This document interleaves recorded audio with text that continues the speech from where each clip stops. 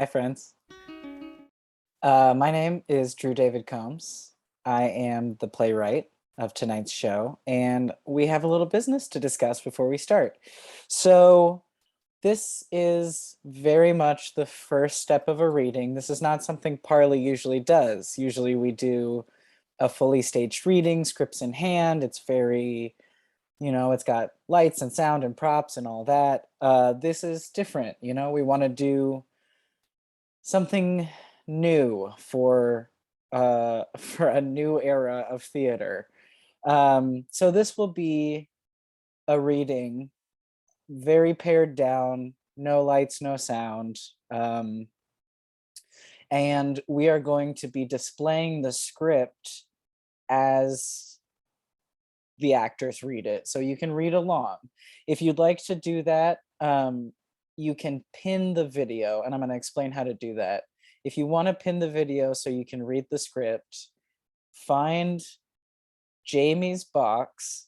It's the only other person who you can see, the diner.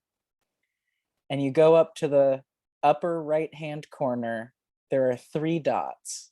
You click on the 3 dots and you say, hide non-video participants. Oh no, wait, that's not it. You say pin. You have to also hide non-video participants. Sorry, I got a little mixed up. So first you can pin Jamie's video, and then everyone needs to hide the non-video participants, and that way you can only see the people who are reading. Once you've done those 2 things, you're ready for the show. A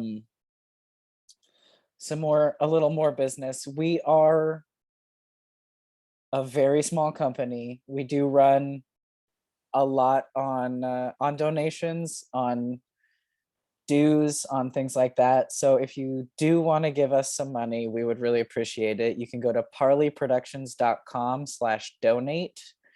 And $5, $10, it really adds up. And it's a great way to support small theater in a time when people really can't be doing theater in person.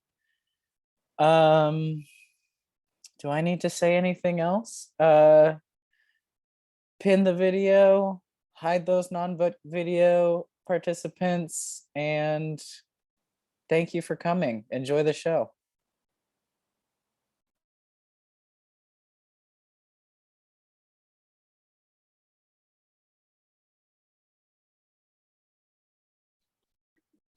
Shark Country, a play about the past, by Drew David Combs. Characters: Samuel Sammy Cohen, 26. California Callie Benson, 38. Patricia Patty Gershwin, 58. Virginia Jenny Benson Carmichael, 44. Nicholas Nicky Carmichael, 44. Scene 1. Lights up on Sam's apartment. It is very late at night. Sam and Callie fall through Sam's front door, kissing and laughing. Okay, my neighbors are total assholes. I can be quiet. The neighbors knock loudly on the wall. It dampens the mood just a bit. Did you really just fly in today? Yeah, why? I just assumed you wouldn't want to fly on a Sunday. Oh, it is Sunday, isn't it? God, you're out of sorts. I guess so. I miss her. Oh, Callie, fuck. I'm sorry. No, I can control myself. No, no. If you need to cry, let it out, I guess. Oh, I'm not really good with this shit. No, it's fine. I'm fine. Can we go back to making out? Actually, no. Do you have any booze? I believe I do. Sam crosses up to his kitchen to search his cabinets. Callie gathers herself on the couch. So, what have you been up to all this time? Going to school and working, I guess. You guess? It's a living or whatever. Got some whiskey. Do you want lemonade in here? Oh no, neat, please. A woman after my own heart. And then some. What was that? I said, are you cold? I'm kind of cold. I can turn up the heat, not to brag, but I do pay my own bills. Hey, big spender. Sam returns with 2 glasses of whiskey in the open bottle. Here. Cali shoots it. Another? Please. Sam pours her another.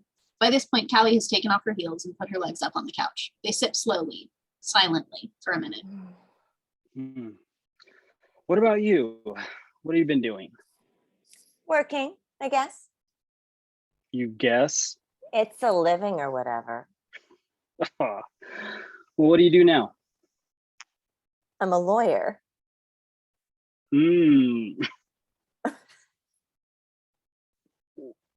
Fancy. Whoa. What's your area? What do you practice? Well, it's a lot of things, but it all falls under the umbrella of cyber law. Cyber law. Oh, what is that? Well, it's not nearly as exciting as it sounds. It's basically one part intellectual property law, one part copyrights, with a sprinkle of net piracy. You know how people keep getting sued for doing illegal shit online? Sure. Actually, no, not really. Think illegal music streaming, peer-to-peer file sharing networks and the like. It's everything from unlicensed album uploads to full-on social network level conceptual property theft. Did you do the Zuckerberg case? I wish I'd be a damn billionaire. I mostly do the small time cases. Stuff like pirated TV shows, DMCA takedowns, etc.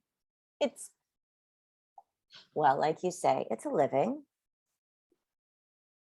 So you don't like it? It's not that I don't like it. I just It's just what? I don't know. Everything feels up in the air now that she's gone. I thought that what I was doing was going to be important. Like I would really be chasing down criminals instead of just prosecuting greasy 19-year-olds. 19 seems young. Yeah, the last 19-year-old I took down had ripped and uploaded 2 full terabytes of pornography. What's a terabyte? How much is that? 2 terabytes is roughly 400 DVDs worth. So you imprison kids for stealing porn? That's a mischaracterization. I mean, plenty of cases are similar, but this is what I'm saying. I thought I was going to help someone. I thought I was going to protect intellectual property or preserve royalties for independent artists, or I don't know. I thought I was doing what was good. Because your mom made you feel that way. Exactly. When I got my degree, she said, I'm so proud of you for taking down the bad guys. Did she know Know what? that the bad guys were teenagers? They're not all teenagers. Most of them are not teenagers, Sammy. Most of them are grown adults who are stealing money and material, or uploading child porn, or sharing terrorist information. Terrorist information?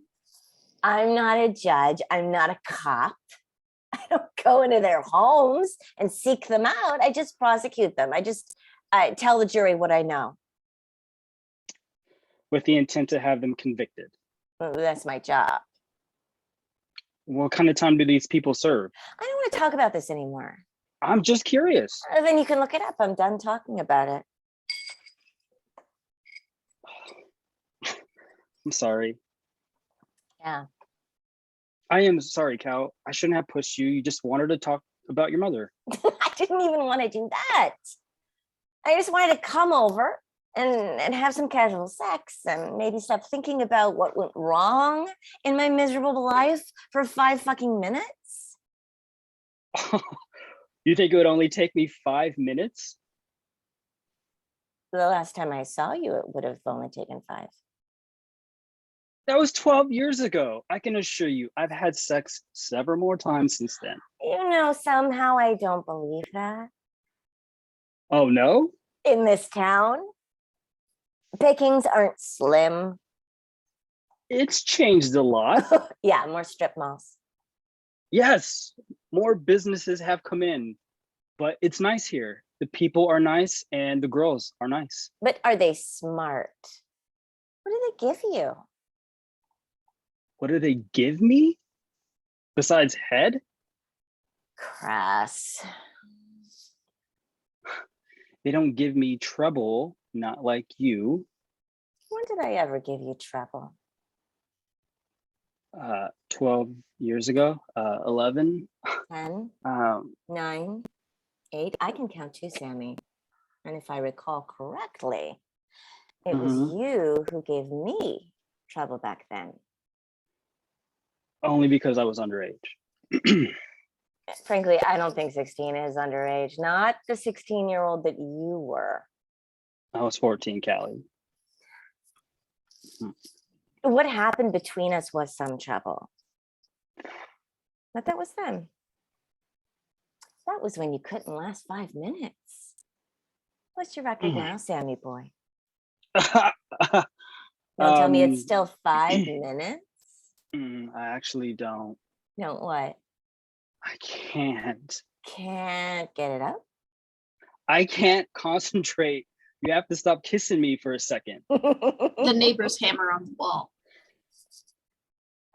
Sorry. Ugh, don't be. They bang on the wall if I make coffee too loudly. So they'll bang on the wall if we bang in the bed. Now who's being crass? I am. Come on, little boy. I'm trying to forget my problems, not rehash them with the kid I used to fuck. What? They say something? No, it's just, well, it sounds stupid when I say it. Say what? It's just, I'm not a boy, California. I'm a man. Don't call me that. I'm sorry. No, don't fucking call me that.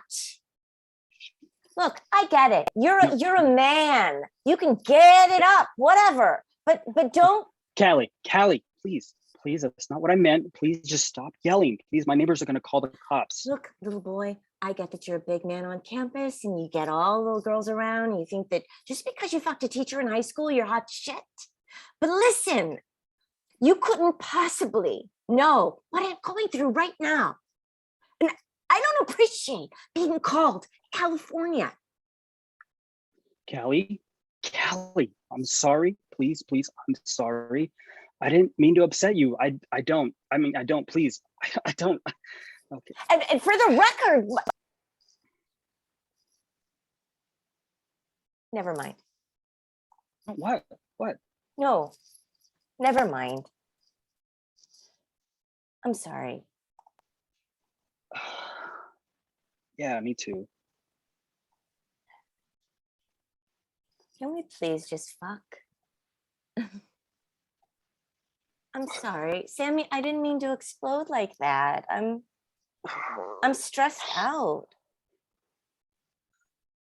Oh, Cali, What? you're crazy. But you're just so beautiful. It's the only thing that gets me by. Scene 2, the local diner the next day.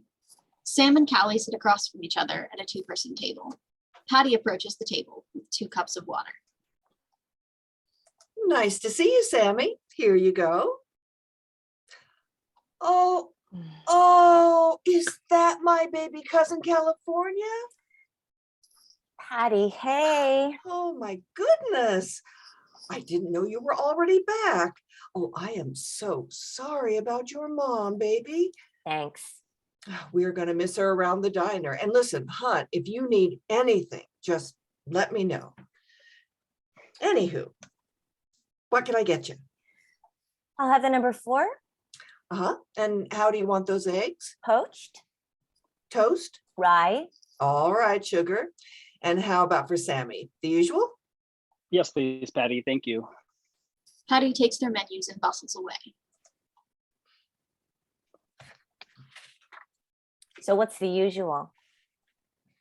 Turkey and avocado. But I'm not gay. It just tastes so good. What? What? What's gay about a sandwich? I mean, No, really. What do you mean? well, I mean, come on, Cal. It's the avocado. Avocado. Eating a sandwich with avocados is like some gay shit that New Yorkers do. Is it? Yes, And what is gay about avocado? it just is. Really? Yes. Patty appears with 2 mugs of coffee in one hand and a rack of sugar packets in the other. Silly me. I forgot to ask if you wanted coffee. Here you go. Patty sets the coffee down and bustles away. Didn't know Patty was your cousin. Technically, she's my mom's cousin. Oh, yeah. She's old. I'm old. You're not old. I'm almost 40. That's not old. It's a lot older than you. Are we gonna get into this again? Listen, I promise I can handle this relationship. I mean, What? relationship. Whatever it is. A straight line is made up of 2 points. All people have relationships. I'm not saying you're my wife. I'm saying we, 2 people, necessarily have a relationship because I just did you. Oh, Jesus Christ. Sammy, I get it. I forgot where I was going with this. You said you could handle this. Yeah, I can. I feel like you think I'm still some kid. Because you are. Look at what I did when I was still 26. You were capable of making mistakes because you're still learning. Ugh. And you just learned everything there is to know, huh? That's not what I meant. Then what do you mean? I don't know why you're picking a fight right now. I'm trying to give you some advice. And if you don't want it, then just say so. I'm sorry. It's fine. No, really, I should listen. I know. I just don't want to feel emasculated. Oh, that's ridiculous. No, it's not. Women come in and take power from men all the time. Samson and Delilah. You're not going to quote Bible stories to me to shore up the argument that emasculation is a pressing danger. If that makes you feel bad about your manhood, then your manhood is based on the wrong things. I don't want to talk about this right now. Okay, let me know when you do, because I'm ready to explain it to you. That's what I'm talking about. You're not my English teacher anymore. You don't have to grade me and approve of me and lecture me when you think I'm making the wrong choice. So you mean I'm belittling you, not emasculating? Sam pushes his chair back and starts to stand up. A dangerous glint in Callie's eyes stops him and he sits back down. He is silent, cowed, until Patty returns with their food. All right. Turkey with avocado for Sammy. And oh, mind the fries on that side's hot. And a 2-egg breakfast with rye for California. Did I ever tell you how your mother? Thank you, Patty. I'll come back to warm up your coffee in a minute. Patty exits sharply. Sam and Callie eat in silence.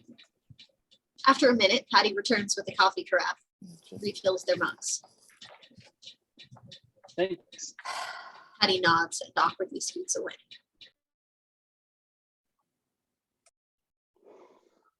Whatever happened to that little kid you were friends with? Who? That Blondie. I think his name was Vic? Vinny. Vinny. Vinny Caliente. Weird name for a weird kid. You're one to talk. Excuse me. Nothing? Whatever happened to him? Oh, I don't know. I mean, he went away to college after he graduated. Where'd he go? Tulane or something like that. Engineering major, I think. I sent him an email a while back just to catch up on him. And? He asked if I was still getting cooged by that hot English teacher. Getting cooged. Yeah, like cougar, cooged. Oh. Yeah.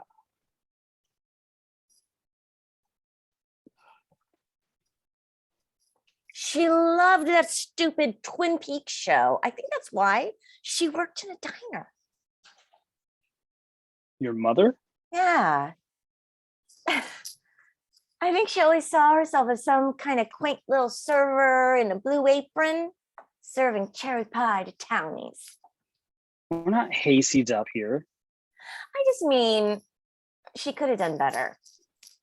She was so capable. She had so much energy. She was great with customers. Was she? Oh, yeah, she really was. She was always paying attention to your coffee cup, always remembered how'd you like your eggs. And she helped me out with food and stuff. She used to load up this plate so much, sometimes I could only eat half of what was on it because she knew, I didn't have much at the time. So What do you mean? What? What do you mean you didn't have much at the time? Well, it was right after you left. So you were in high school. You lived with your rich ass parents. You don't remember? Remember what? Spit it out, Sammy. My parents disowned me. Well, I disowned them. I told them that I was going to be with you and I wasn't coming back. But then you left, so I tried to go back to them and they wouldn't take me. What? Why didn't you tell me? Yeah. And how would I have gotten in contact with you? After you left, your mom wouldn't give me your new phone number. I didn't even know what school you chose. University of Nebraska. Great. So you disappeared to Nebraska. And I had to finish 2 more years of high school without a roof over my head. So I came here a lot. Your mother gave me lots of free food. She helped me do my homework. I didn't know. I mean, how could you have known? All the way over there in Nebraska. I didn't know. I'm Sammy. not blaming you. I'm not blaming you. I'm blaming myself. Scene 3. Sam's apartment later that night. The lights are off. Callie moans loudly and the neighbors slam on the wall. The lights come up on Sam and Callie in bed, frozen by the interruption. Damn. They really don't let up, do they? Sam pulls himself up to lay next to Callie. They really don't. One time I had a girl over from the community college and they called the police and claimed that they thought I was murdering her. Wow, that's extreme. I mean, she was screaming a lot. Community college. What? That's how slim the pickings are. You have to go to the community college to find girls. I attend the community college. What are you studying? How to smoke pot and do nothing with your life? Oh, Callie. Majoring in wasted time with a minor in wasted money. Callie. I mean, you're a smart kid, Sammy. You could go to school, any school you wanted to. I want to go to community college. You're better than that. I'm not better than anything. And it's not a bad school. There's nothing wrong with going to community college. There is, if you want to make a name for yourself. You got a law degree from University of Nebraska and you oversee DCMA takedowns. It's DMCA and there's good money in it. But you're not making a name for yourself, are you? What would you know? What would you know about community college? It's a bunch of burnouts playing hacky sack, Sammy. You were in AP classes in high school. You got good grades. AP classes aren't worth much if you don't have the test scores to prove it. You failed your tests? I didn't even take them. Why didn't you take your tests? The test costs money. I didn't have $90 for it just to throw around.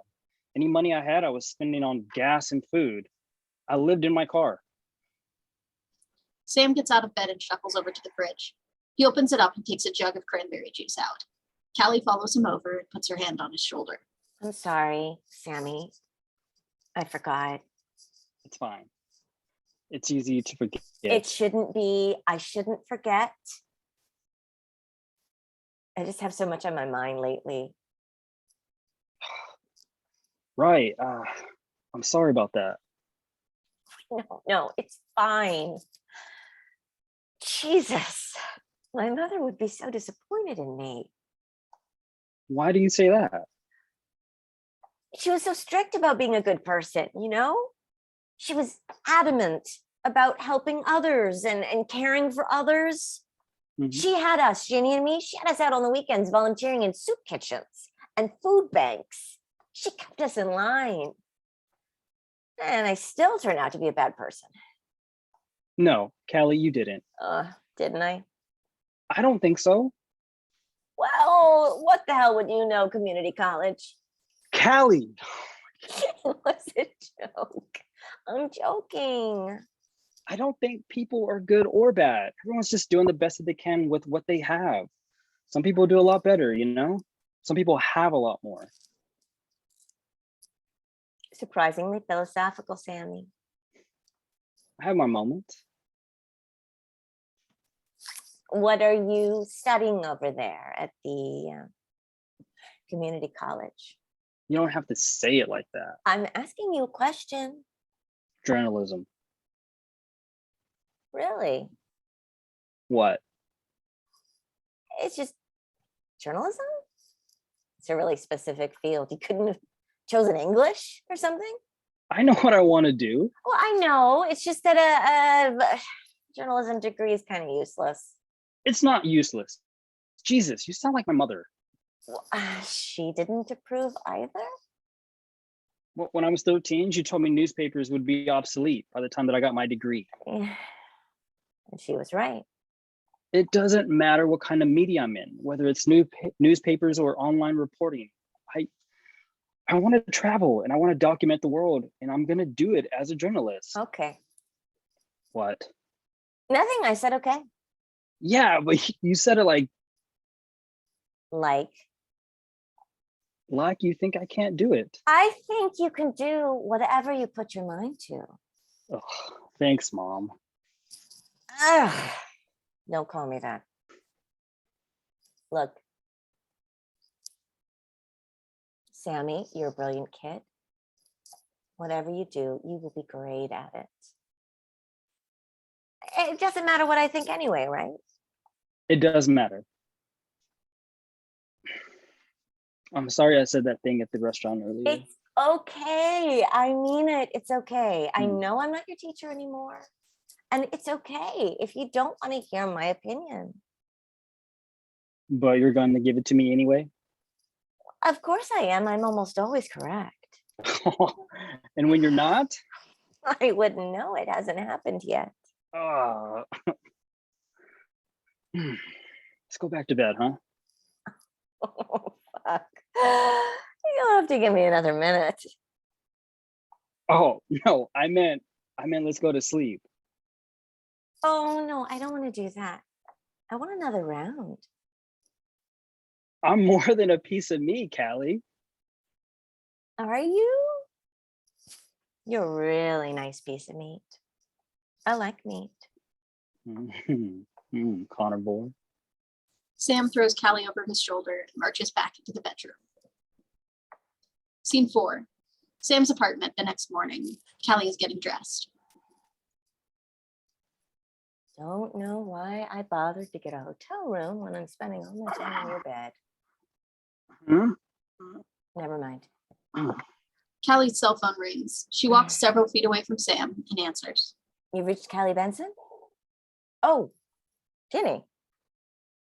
Oh, right. Yeah, I'm getting dressed now. No, I'll call a car. What's the address again? No, I can remember it. I can. I don't need to. Fine, give me a second. Callie holds the phone to her chest and pretends to search for a pen and paper. Okay, lay it on me. 425 75th. Okay, got it. Yeah, I'll head out in a few. Yep. Love you too, Jen. Bye. Who's the phone? That was my sister. I'm meeting her at her place to talk about funeral plans. Will you come? What? Will you please come with me to my sister's? To talk about funeral plans? Yeah. What? Does Jenny know we're back together? She sort of knows. Sort of? How do you sort of know? Well, we're only sort of back together, aren't we? What? Can you please just come with me? Oh, I can't. I have class today. Okay. Have a good class. Thanks.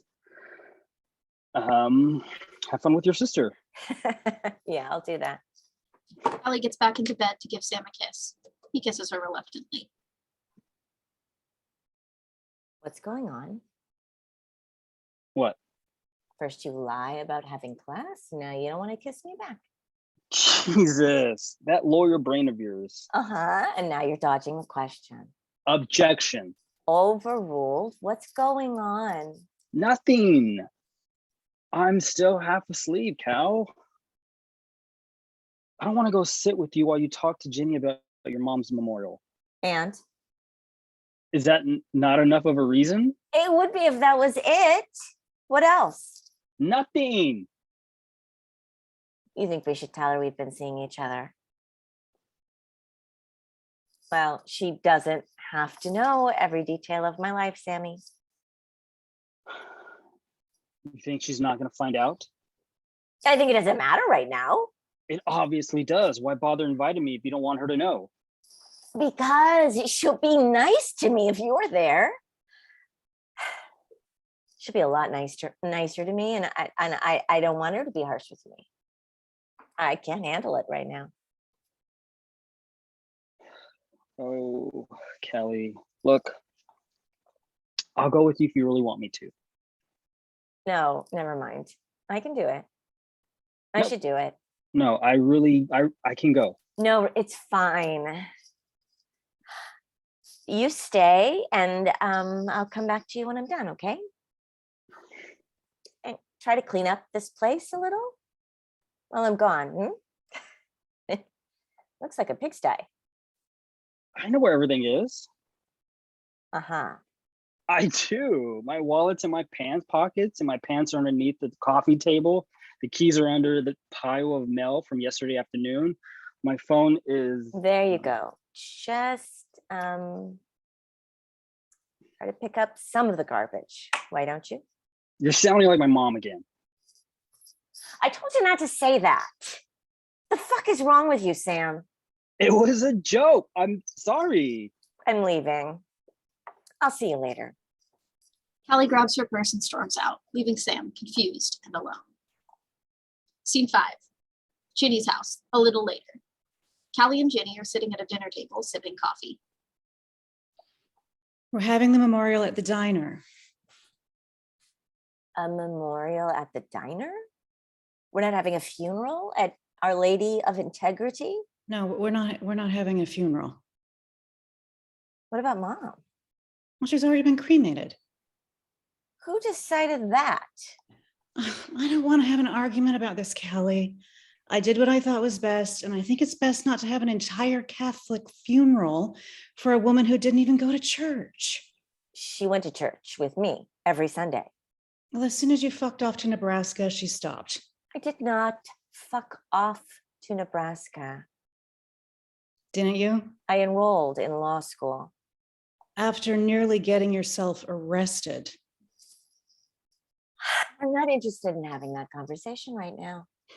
So we're having the memorial at the diner. Is there something wrong with the diner? I don't know why we couldn't have gotten a hall or something, a church basement. The diner's tacky. Mom worked at the diner for 30 years, Callie. It meant a lot to her. And Our Lady of Integrity didn't. Well, it means a lot to you, obviously. But I'm not going to ask people to go to a mass for a woman like Mom. It's the irony. What does that mean? Nothing. Patty got them to let us have the restaurant for the memorial, which is a miracle on such short notice. And she's got the day off, so she's going to run it. Good Lord, that dimwit? You think Patty's a dimwit? Look at you. What do you mean by that? Patty told me she saw you and Sam at the diner yesterday. So? Don't be obtuse, California. You know you're going to hurt him again. You know what? I'm leaving. Oh, no, you're not. I am. I'm leaving. We just can't have a civil conversation without you attacking me. Attacking you? I'm trying to protect my friend. Oh, he's your friend now. Yes, he's my friend. He's been my friend since everyone else in his life abandoned him. He's been my friend for 12 years, California. Will you stop calling me that? What, your name? Yes, my full name. What is wrong with you? What's wrong with you? I didn't come here to be attacked and questioned. I came over because we have to plan our mother's funeral. Memorial. Whatever. Okay. We're both riled up. We're both a little emotional. I'm sorry. What are you sorry for? Seriously? Forget it. I want to know why you're sorry. I'm not sorry. I'm just trying to keep the peace. That's all I ever try to do. Sure. Maybe you should leave. So now you're kicking me out. Yes, Cal, I'm kicking you out. Once again, you're the victim and nothing is ever your fault or your idea. I'm not going to let you talk to me like that. Well, you said you're going to leave, so leave. I'll finish the planning myself. Fine. Fine. Callie leaves in a huff. She slams the door behind her. Ginny notices that she has forgotten her purse and rolls her eyes. She leaves the purse on the table and returns to the papers. Scene 6. Ginny on the phone with Nikki. He's on the opposite side of the stage in his office at a white-collar job. He is somewhat distracted with paperwork as he talks to Ginny. Hey, Jen, what's up? California. The state? No, my sister, California. Callie has returned for her purse. She hears Ginny talking and presses her ear against the door to eavesdrop. Oh, right. Well, what about her? She stormed out. We were planning Mom's memorial and she got upset that I said we couldn't have a Catholic mass. She wants a mass? She's convinced herself that her mother was a Catholic. I thought she was. I don't know what she was, but she certainly was not a Catholic. I never heard her say a word about believing. Well, maybe she did. Maybe she didn't. Anyway, now I'm stuck planning this shit by myself because she always has to be the victim in every situation. Callie knocks rapidly. I'll call you back, Nikki. Ginny gets up and answers the door. Callie barges in and heads for her purse. Forgot my purse. Yeah, please come in. I forgot my purse. So you said. Callie snatches her purse off the table. Ginny steps aside to let her through the door, but Callie doesn't make a move to leave. Is there anything you'd like to say to me? There are a lot of things I would like to say to you. Go on. No, I don't think I will. Go ahead and say it, Jen. You think I'm a fuck up? You think Sam is ruining my life? You think our mother would be so disappointed in me? I actually don't think that at all. What then? I don't want to say Say it, Virginia. I think you're exactly like our mother. I think you turned out just like her. You're angry. You're so fucking angry, just like she was. You made a mess of your life and you don't know what to do. And so you're just lashing out at anyone and anything you can. Thank God you don't have children or you'd be abusing them just like she did. How dare you? Mom tried so hard. She was mean. She was so mean to us. She did her best. Well, her best was terrible. Well, I'm not saying she was a saint, but she gave up everything for us. Are you kidding? She was selfish. She was a slave driving woman who loved us only when it was convenient. Shut up. She worked so hard to give us what we had. And you have the nerve to call her selfish? She worked herself to death. She had a heart attack from working too fucking hard.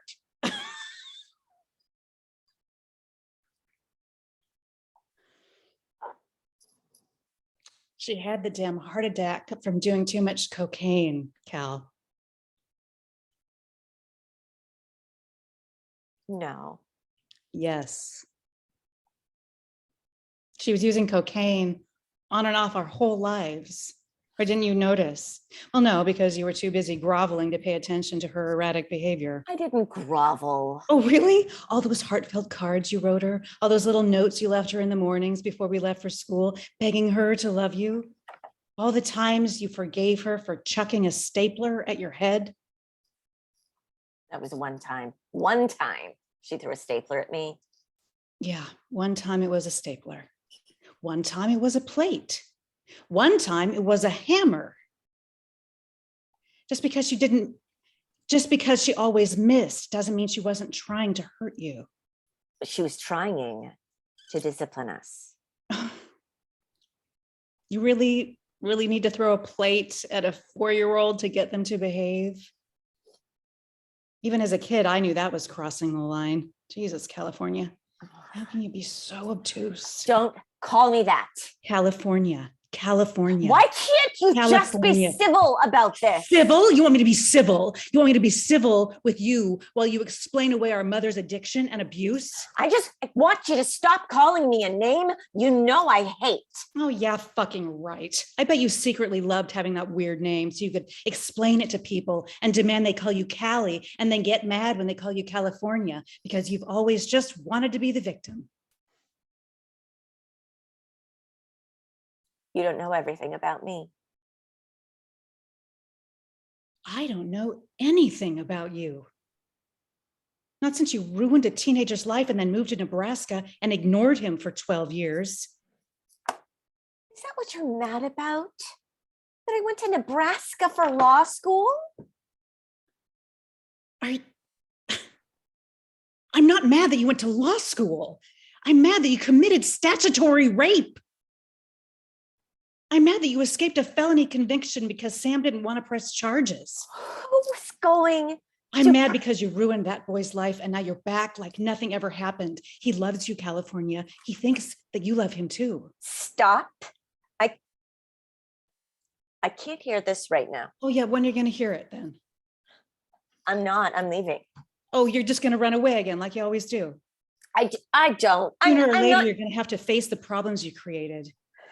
Don't try that therapist crap on me, Virginia. Oh, I wouldn't dream of it, California. Callie marches furiously out the front door, slamming it again. Scene 7. Callie sits inside of a confessional. A priest sits on the other side. Bless me, Father, for I have sinned. It has been a week since my last confession. Go ahead, my child.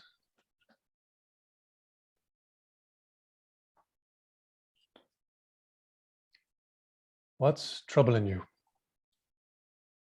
I know I'm supposed to list my sins, but is it possible that there are some sins? All sins can be forgiven. I guess a lot of people ask that, huh? We live in a time when sin is rampant. Temptation is at our fingertips. But who is at our back?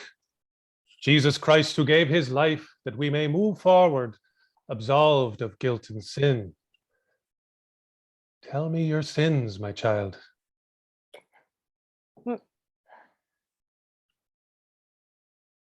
My sister said I ruined someone's life. He was just a kid when we slept together. And I just saw him again for the first time since I left. And we have been sleeping together again. And there have been consequences.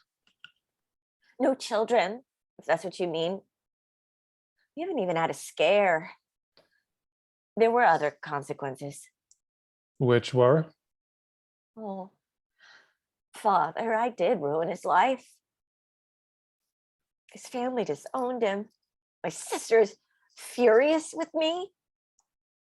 He's going to community college. How old is this young man? He's 26. It sounds to me as though you haven't ruined his life at all. His adult life is just beginning, and while the two of you may have strayed from the path, your course needs only a little correcting. Obviously, the first thing you must do is stop sleeping together until the two of you are married, and then We're not going to be married. you sound sure of that. I am. He's young. He's sweet, but he's young and he's not Catholic. And we're not in love. I wonder why you've taken up with this man at all. Perhaps it would be best not to speak to him anymore. You're not in love. He's driven you to sin, and he's what? A Protestant? He's Jewish. Even worse. Recite 3 Hail Marys and 7 Our Fathers, and do not speak to this man again. The Lord will forgive your sins if you truly repent them. And when you leave here, go back to your family. Speak honestly with them, and they will forgive you. In the name of the Father, the Son, and the Holy Ghost, give thanks to the Lord, for he is good. For his mercy endures forever. Amen. Scene 8. Sam's apartment. Sam is half-heartedly picking up clothing and sniffing it to see if it's clean. Cali knocks, startling Sam. He answers the door, and Cali breezes in. Smells like pot in here. You Can I smoke in here? want to smoke weed? No, I need a cigarette. Oh, okay. Let me fix it up for you. Sam pushes a towel into the crack under the door and opens a window. What about your smoke detector? Sam points to where it is, off and sitting on his floor. Is it always off? Sam shrugs. You don't have a smoke detector? Sammy, you little idiot. No, that's not what I'm here for. What are you here for? Cali takes a pack of cigarettes from her purse and lights one. She inhales deeply before continuing. I went to confession. Uh-huh. The priest suggested that we not see each other anymore. Oh, did he? He thinks it would be better for both of us.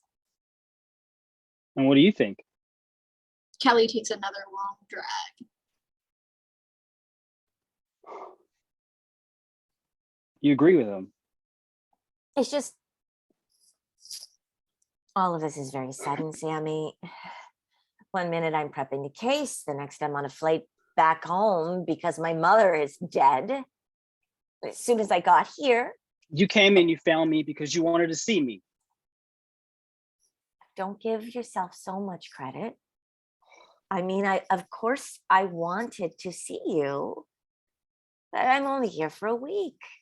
I'm here for the funeral. And you spent almost all of your time with me because you miss me. It's been 12 years, Sammy. So I've missed you all that time. I fucking pined for you, Cali. And you're saying you didn't miss me? I mean, I thought about you sometimes, but not actively. I don't pine for you, is what I'm saying.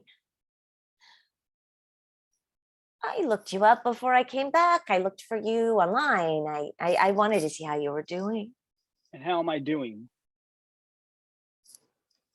You're smoking pot and going to community college. And that's not good enough for you? That's not what I'm saying. Then what are you saying then? You don't have to be good enough for me. I'm not good enough for you. It's not you, it's me. No, that's not what I'm saying. That's exactly what you're saying. You don't want to be with me, but you want me to think like it's my idea. It's not that I don't want to be with you. It's that I'm leaving. What did you think was going to happen? I was going to leave the practice in Nebraska and live with you? Sammy, we were never going to be together. We're not in love. I'm in love with you. Are you kidding? I've been in love with you since I was 14. Lust and love are two different. It's not lust, you fucking asshole. Maybe you felt lust, but I was in love. Jesus, your sister was right about you. What? You talked to Ginny about me? Ginny's taken care of me for years. And so did your mom. Hell, even Patty helped me out here and there. Of course we talk about you. And you know what they all said? That you should be in jail. That's not. And my parents were so embarrassed by the whole thing that they said if I wasn't going to press charges, they'd basically disown me. Your sister said if it was her, she'd have you arrested. Even your mother said it was wrong. I gave up everything for you, Cali, including the chance to send you to jail, including my family. And now you want to turn around and say it was nothing to you? It wasn't nothing. It meant a great deal to me, Sam, but it was also a mistake, an illegal one. And I regret that. You regret us being together? I regret how it happened. I wish things could be different, Sammy. No. No, you don't. If you wanted things to be different, they would be. You should have known better than sleep with someone as young as I was, and you should have known better than to contact me when you got back. The neighbor's hammer on the wall. I thought you missed me. And I thought you loved me. Do you have a fucking ashtray? Sam walks stiffly to the windowsill and retrieves a small ashtray. Callie steps out her cigarette among the roaches of several joints. Callie gingerly picks at the roaches. Did I ruin your life, Sam? Do you think you ruined my life? Yes. Why? Look at what you're doing. Getting stoned and studying journalism? Your standards are just too high. My standards are not. Ginny too told high. me. She doesn't know. Ginny told me nothing you ever did was good enough for your mom. That fucks with a person's standards. There's nothing wrong with going to community college, and there's nothing wrong with smoking weed on your days off. Okay, there's nothing wrong with being happy where you are. Are you happy, Sammy? I was happy Until you came back just to leave me again. So I'm ruining your life by leaving. Jesus, Callie, you're just looking for reasons to beat yourself up. Not everything your mother said to you was true. What do you know about that? What the fuck do you think you know about my relationship with my mother? I'm not saying I know what it was like. Honestly, I only knew her when she softened up. But I believe what Ginny told me about the things that she did to both of you. And those things were fucked up. I can't stand you. What? I can't fucking stand you acting like you know everything, like you have some moral high ground, like you're better than me. I never said that I was better than you, Callie. Listen to yourself. You're just projecting all this insecurity onto me because you refuse to face the fact that your mother fucked you over and then you fucked me over. There. So I did ruin your life. Sure you did. Did you think you could just have sex with a child and not fuck him up?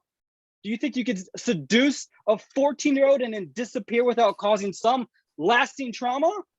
And on top of that, to come back to my hometown and seek me out, to fuck me up even further because you obviously haven't gotten over your own childhood. Callie picks up the ashtray and shatters it on the floor. The neighbors knock louder.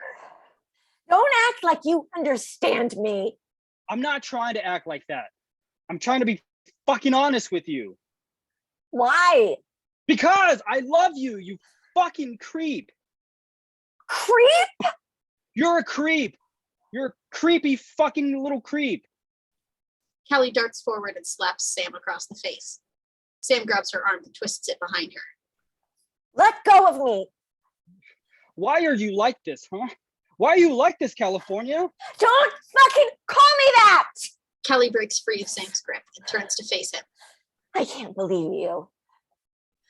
You should be ashamed. Get out. What? Get out of my apartment. Callie leaves, slamming the door after her. The neighbors knock one final time, furiously. Sam sighs, then goes to his kitchen to retrieve a broom and dustpan. He sweeps up the bits of glass and ash and dumps them in the trash can. Scene 9. Callie swerves her car into Ginny's driveway, parks haphazardly, and hurries up to her door. She knocks desperately. Nikki answers the door. Oh, hello, Callie. Is Ginny home, please? Jen, your sister's at the door. Can it wait until tomorrow? I don't think so. Ginny appears behind Nikki and takes in Callie's disheveled appearance. What's wrong? Can I come in? Of course. I'll make some coffee. Nikki and Ginny lead Callie into the kitchen, where Ginny's papers still cover the table. Callie sits heavily in a chair. Ginny sits across from her. They sit in silence until Nikki brings them 2 cups of coffee. Nikki exits. Fuck, Ginny. What? Just fuck. I just came from Sam's place. Oh, He didn't hit me exactly. what? What happened? Callie, what the hell happened? We were having an argument because he wants me to stay here. And obviously, I'm not going to leave my job in Nebraska. Okay. And he insisted that he was in love with me. And I said he probably wasn't, and that I wasn't in love with him. And he hit you? Well, I hit him. What? He called me a creep. I might have slapped him, and then he grabbed my arm and pinned me. You might have slapped him? Well, I did slap him. He called me a creep. Well, it sounds like he was defending himself.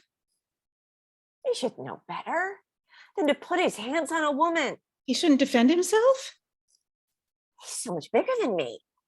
Oh, he's not that much. You think Bigger. it's okay for him to put his hands on me? No, I'm just saying it sounds like he was defending himself after you slapped him. I agree that he should control himself, but he's still so young. He said, "Why are you like this, California?" God, Ginny, why am I like this? Is it just because Mom gave me that stupid name? Oh, Jesus, Callie. Of all the things to choose, What do you mean? you're like this because Mom was an asshole. I really wish you'd stop saying that about her. She loved us. Well, you can love someone and still hurt them, Cal. Love is part and parcel of an abusive relationship. What do you mean? I mean, hitting someone can't be the only interaction you have with them, you know? Sometimes Mom dressed you up and took you to church. And sometimes she took us out volunteering. And sometimes she said she was proud of us. And sometimes she threw things at us. And sometimes she said we were inconveniences to her. Every kid is an inconvenience to their parents. Well, of course they are. They're children. No one has children because it's easy, but you don't tell your child to their face that they are an inconvenience. She was just trying. What? What could she have gained from that? Except maybe a little control. a little vindictive satisfaction knowing that, I mean, you'd fall all over yourself to live up to her insane expectations. Don't pin this all on me. Oh, I'm not. I'm not, Callie. You were a child. I mean, we were both children. When your parent says you're not good enough, you believe it, you internalize it. And then suddenly nothing you do is good at all. And even if she told you she was proud of you, and she did sometimes, but I mean, it doesn't matter. Because once you hurt a kid like that, that's just all they hear. How did you know about the cocaine? I caught her at it. Only once. She was really good at hiding things, but after that, it all made sense. You caught her. I was 12. I thought I heard her crying in the bedroom, so I waited outside until she came out. And I mean, I could have believed it. Her eyes were red. She was sniffling, but she had spilled some on her pants, and she came out looking for a rag to wipe it. God, I'll never forget the look on her face when she saw me standing outside the door. She looked like she looked like it was my fault for catching her.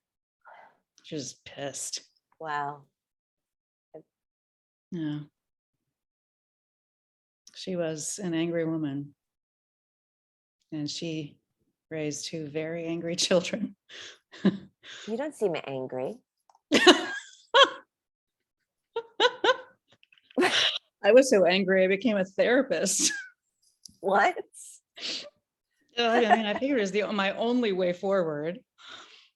I wanted to, I don't know, just help people digest their fury. I was just, oh God, I was so angry for so long at everyone, mom mostly, people around me, people I thought who should have noticed. You. I should be able to guess why.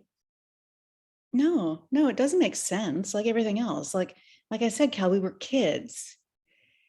I mean, I'm sorry. I mean, I thought I had worked through it. And then today. Yeah, when you came in here talking about her like she was a saint. Well, not even that, like she was a good person at all.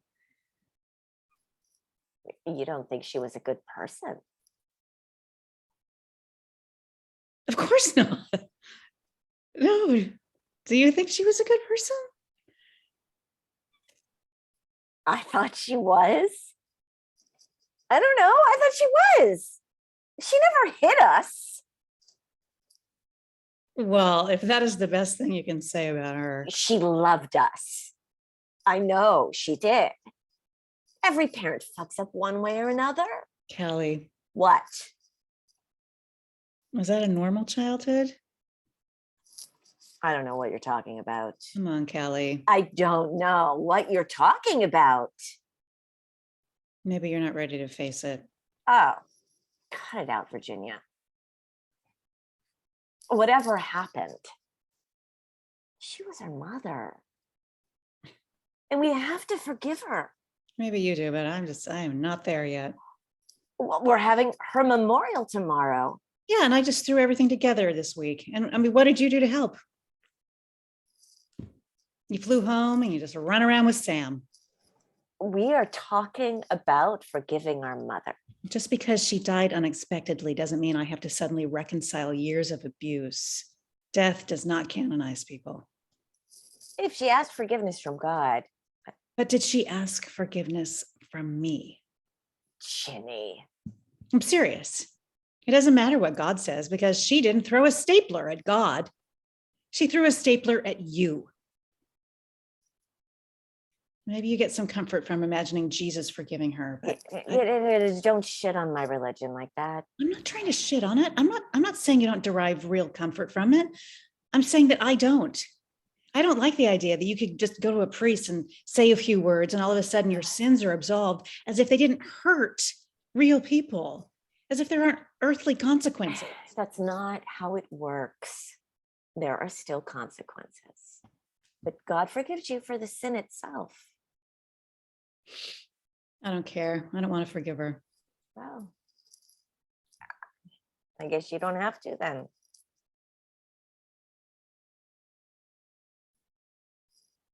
Did you forgive me? Callie, you're my sister and I love you. But do you forgive me? Why do you need my forgiveness? Because I've made serious mistakes. I've done fucked up things. Well, not to me. To yourself. To Sam, but I mean, not to me. I mean that. I mean, I shouldn't be the one to forgive you. But can't you say you do? Don't push it, Kelly. Come on. I'm going to go to bed. Okay. I'll see you tomorrow. Oh, did you want a carpool with me and Nick? No, I'll get a car. Good night, Jenny. Good night, Cal. I love you, little sister. I love you too, Jen. Ginny exits upstairs. Callie watches her go. Scene 10. The diner, the next day. As promised, half the diner is blocked off with tables and memorial-type decorations. The other half of the diner is running service, and most of the tables are filled. Patty is standing at the front of the makeshift barrier and talking. Nikki and Ginny whisper to each other. Where is she? We should have carpooled. Don't worry, Jen. I'm sure she'll show up. No, she's 15 minutes late already. Ginny can't help but keep craning around to check the door. She'll be here. On cue, Callie hustles into the diner. She looks around, bewildered by the full tables. Kelly. Kelly pushes through the barrier and finally sits heavily next to Sam. She puts her hand on the back of his neck. Oh, now this is just, I can't hold my tongue. Patty? I've tried to be civil. I haven't said anything, but you ought to know better, California. Excuse me? Taking up with Sammy again. It was inappropriate the first time, and it's inappropriate now. We can talk about this later. Customers on the service side are beginning to stare. We're talking about it now. He's an adult. He can make his own choices. He's an adult now. Callie's right, Patty. I mean, I can make my own choices. Not when she's around. What does that mean? You've got some kind of spell on him. And you have since he was a teenager. He can't make a rational decision around you because you've got him wrapped around your finger. I'm not a puppet. I can decide for myself what I want to do. Let's just keep going with the memorial. That sounds like a great idea. You molested him and left him for dead. How dare you? In front of everyone. Oh, get a clue, California. Of course we all know. Everyone knows. You really thought you could fly under the radar in a town this size? Your mother and Ginny had to take him in. He had nobody left. His parents left town. Did you know that? You left. They left. What was he to do? He had a bright future and you ruined it. No, Patty, come on. Sam's still got a future ahead of him. Not if that witch is still here. Witch? I admit that I made some mistakes, but that doesn't mean... You caused enough damage the first time around. You know he's never had a serious girlfriend. Patty, what the hell? I've never seen him bring a girl in twice. Never. That's not true. Oh, no, we don't need to drag Sam into this. He's been waiting for you, Callie, all these years like a kicked puppy. And now he wants everyone in town to see that you came back for him. That's not what I'm doing. Well, then why, after more than a decade, when the woman who molested you Stop and saying left that. you to rot, Rot? comes back to town, did you bring her to the cafe? Let her put her evil little hands all over you at her mother's memorial. So now I'm evil for putting my hand on his shoulder. For everything you've done to him. Have you ever said you're sorry? You don't have to apologize to me. Don't let her off the hook. I think this has gone far enough. Apologize to him. You can't even apologize to him? I'm sorry. I fucked everything up and I'm sorry. I don't love you, Sammy. I don't know if I ever did. I'm sorry. I get it. You do? I was pretty upset yesterday. I thought I loved you, but I don't know if I ever did either. I love the idea I had of you. And since you've been gone, I could just keep loving her. When you came back, I thought like, wow, I was right to stay. But I think I'm meeting the real Cali for the first time, and I don't love her. I don't even think I like her. Sam. I think you should go. Call you a car.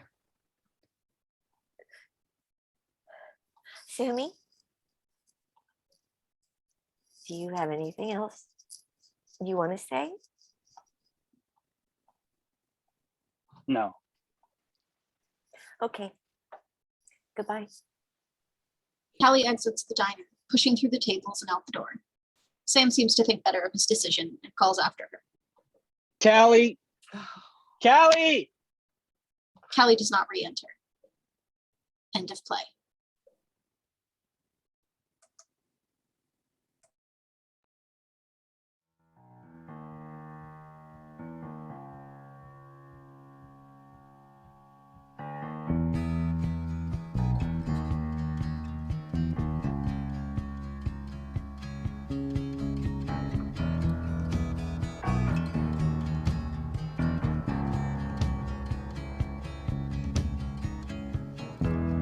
My little town, I grew up believing God keeps his eye on us all.